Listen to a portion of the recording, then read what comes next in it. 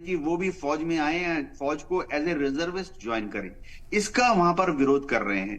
ये दिखाता है कि ये जो एक्सट्रीम राइट विंग ज्यूज हैं, ये इस बहाने से कि उनको तो बस धार्मिक कार्यक्रम ही करना है, इस बहाने से वो फौज ज्वाइन करने से अपने को बचा रहे हैं। ये दिखाता है कि असल में उनमें देशभक्ति का, यानी इजराइल की जो है उसका कोई जज्बा नहीं है। एक नकली एक्सट्रीम राइट विंग वहां पर है जो कि इजराइल के लिए अपना खून नहीं बहाना चाहता। जी बिल्कुल। जी, जिस तरह से ये सारी चीज़ें देखने को मिल रही हैं, कई सवाल यहाँ पर खड़े होते हैं। मोहम्मद अली शाह, एक तरफ इजराइल में भी काफ़ी इंटरनल चीज़ें देखने को मिल रही हैं, पीएम वर्सेस डिफेंस मिनिस्टर भी देखने को मिल रहा है, क्योंकि ऐसा नजर आ रहा था काफ़ी रोज से कि जो हॉस्टेजेस हैं उनको तो बेंजामिन नेतन्याहू भूलते हुए नजर आ रहे हैं, और शायद यही बात याद दिलाने की कोशिश वहाँ के डिफेंस मिनिस्टर कर रहे हैं। जी देखिए, वहां की जो चीफ ऑफ आर्मी स्टाफ थे, ये सेना प्रमुख, उन्होंने तो बोल दिया था कि नेतन्याहू को in no uncertain terms, clear पक्षों में, इस शब्दों में, कि हमास का खात्मा हम नहीं कर पाएंगे, नामुमकिन है। आप कैसे कर पाएंगे? आप प्रैक्टिकली नहीं है। 40,000 से ज्यादा लड़ाके हैं, उनके लीडरान, उनके जनरल, उनके टॉप डायरेक्टर जनरल, उनकी हायरार्की तो बाहर बैठी है, कतर और अन्य देशों में बैठी हुई है। आप कैसे कर पाएंगे? वो एक आइडियोलॉजी, विचारधारा है। अब इनकी सेना में और इनमें थोड़ा एक फ्रिक्शन हुआ। नेतन्याहू की एहलिया कहती है हमें फौज पे इतबार नहीं है, कब सत्ता पलट हो जाए मालूम नहीं, कब यहाँ पे एक मिलिट्री कू भी हो जाए, इस तरीके के अनुमान लगाए जा रहे थे इजराइल के अंदर।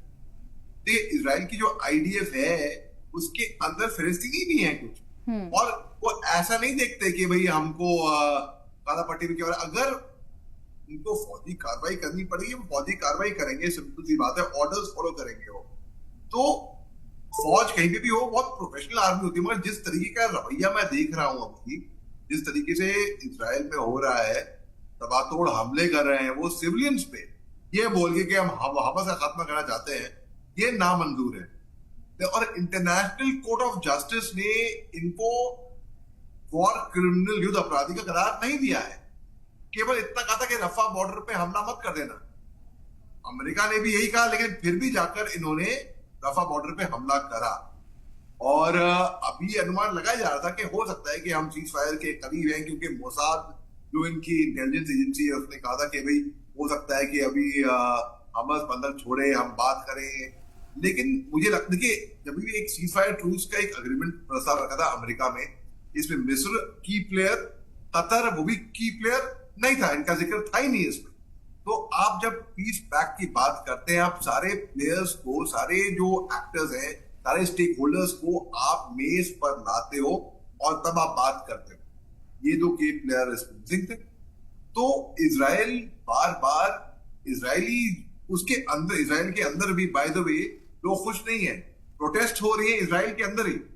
जो मानवता को बढ़ावा देते हैं वो खुद कह रहे हैं, उनको दिख रहा है कि वो अन्य देशों ने तो, तुर्की ने तो उनको हिटलर से तुलना की थी, एक अन्य देशों ने तो इन्होंने बोल दिया कि जेनोसाइड हो रहा है। तो इस तरीके से इनकी इजराइल की जो सपोर्ट था, पहले जो रुतबा था, वो रुतबा कम हुआ है इनकी इकोनॉमी के साथ साथ। इकोनॉमी तो डाउन हुई है, क्योंकि जाहिर सी बात है युद्ध में जो भी देश जाएगा उसकी तो इकोनॉमी डाउन होगी। तो हिंदुस्तान का बड़ा अच्छा दोस्त है इजराइल, दोस्त होने के नाते आपका ये फर्ज बनता है कि आप सच्चाई बताओ ना। आप बोलो कि अगर दोस्त गलती करता है तो बोलना चाहिए दोस्त को कि आप गलती कर रहे हो, आप गलत जा रहे हो वहां पे। ये नहीं हमेशा पीठ थपथपाए और साथ खड़ा रहे। अगर आप साथ में खड़े हुए हो, जेन्युइनली इजराइल के जो लोग खड़े हुए हैं, तो उनको भी निंदा करनी चाहिए। ये नहीं कि थू ना, ये बोल के कि भाई गलत कर रहे हो आप। अगर आपको सपोर्ट चाहिए, पब्लिक सपोर्ट, तो आपको ये जिस तरीके का लोग मर रहे हैं, भाई आंकड़े पता नहीं 38,000 थी जब मैं लास्ट टाइम मैं सुना था, और बढ़ गई होगी शायद बदकिस्मती से। रोजाना हम खबर सुनते हैं, रोजाना 15,000 से ज्यादा तो मासूम न्यूबॉर्न बच्चे मर गए हैं इसके अंदर। बीमारियां फैल रही हैं, बिल बिलाते हुए, तड़प तड़प के, रेंगते हुए, कैसे वहां पे लोग गुजारा कर रहे हैं वो बिल्कुल मतलब तस्वुर से भी बाहर है।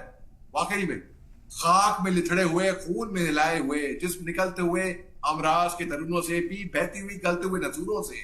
तो बहुत दुख होता है ये देख के। तो इसमें अगर बस दुआ कर सकते हैं, जहां पे दवा काम नहीं आती वहां दुआ कर सकते हैं। दुआ करें कि नेतन्याहू को कुछ अकल आ जाए और कहीं ना कहीं ये जगमग और हमस को भी, और दो तरीके से ये टेबल पे बैठे और ये युद्धबंदी हो जाए। बिल्कुल, लेकिन इस बात का इम्कान कहीं से कहीं तक अब नजर नहीं आ रहा है। मोहम्मद अली शाह साहब, स्कूलों पर भी हमला किया गया और शुरुआत से भी कई बार कहा गया था कि जंग के कुछ उसूल होते हैं उनको भी ताक पर रखा गया, और इसके लिए बाज़ाब्ता तौर पर इज़राइल की तरफ से कहा जाता है कि उन्हें खुफिया जानकारी मिली और उनके पास इंफॉर्मेशन थी, उसके बाद ही हमला किया गया। तो क्या इसको इज़राइल को अब लोगों ने बताना भी, और जो दीगर ममालिक हैं ये बताना भी छोड़ दिया है कि जंग के कुछ उसूल होते हैं, क्योंकि इज़राइल तो सुनता हुआ किसी की नजर नहीं आ रहा है? जी, बड़ा अच्छा सवाल पूछा है आपने। जी हाँ, देखिए, इजराइल को समझ में आ रहा है ये बात। जैसे कि ग्रुप कैप्टन यूके देवनाथ साहब ने सही बताया, बिल्कुल दुरुस्त फरमाया कि देखिए, जब जंग बंदी की बात करेंगे, आम बात भी किसे करेंगे, हम समझदार आदमी से बात करेंगे। इजराइल तो एक ऑर्गेनाइज फौज है, प्रॉपर तरतीब है इनकी, टैक्टिक्स हैं, आगे बढ़ो, पीछे हटो, ये करो, फायर करो, फायर रोको, सीज फायर, सब कुछ आदेश मानते हैं। अब जब आप एक अनऑर्गेनाइज्ड मिलिटिया से आप फायरिंग करवाएंगे, 1000 में से 2-1 तो निकलेंगे इनडिसिप्लिन, जो बस आक्रोश, गुस्से में, जोश में होंगे। क्या वो फायरिंग बंद करेंगे क्या? तो ये देखिए, प्रोबेबिलिटी है जो ऑर्गेनाइज फौज है उसकी ज्यादा प्रॉपर्टी ज्यादा है, और वो जिम्मेदार हैं कम से कम, ये तो गैर जिम्मेदार होंगे।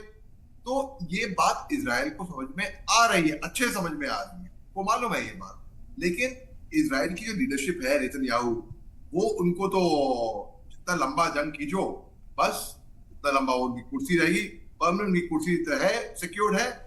और जो पॉलिटिशियन अपने मुल्क से ज्यादा अपनी कुर्सी से ज्यादा लगाव रखता है, पूरा मुल्क आ जाता है खतरे में उसके बाद। यही तो इजराइल का कर रहा है।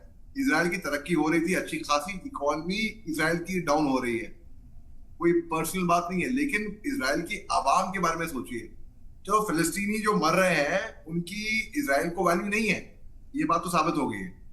अरे जो इजरायली हैं खुद के, उनकी तो वैल्यू करें, तभी तो इजरायली खुद उस पर प्रोटेस्ट कर रहे हैं, उस पर हड़ताल कर रहे हैं और उस पर अपोज कर रहे हैं, क्योंकि उनको इस पे कोई सेंस दिखता ही नहीं है। और जंग कभी भी, कोई भी जंग को जीता नहीं है, हार सबकी होती है इसमें। जो एक्सपेंस पे करते हैं वो बहुत, और फौजी जो लड़ता है वो इसलिए नहीं लड़ता क्योंकि उसको नफरत है आगे सामने जो है, क्योंकि उसको मोहब्बत है, उसके पीछे जो है अपने मुल्क से मोहब्बत है।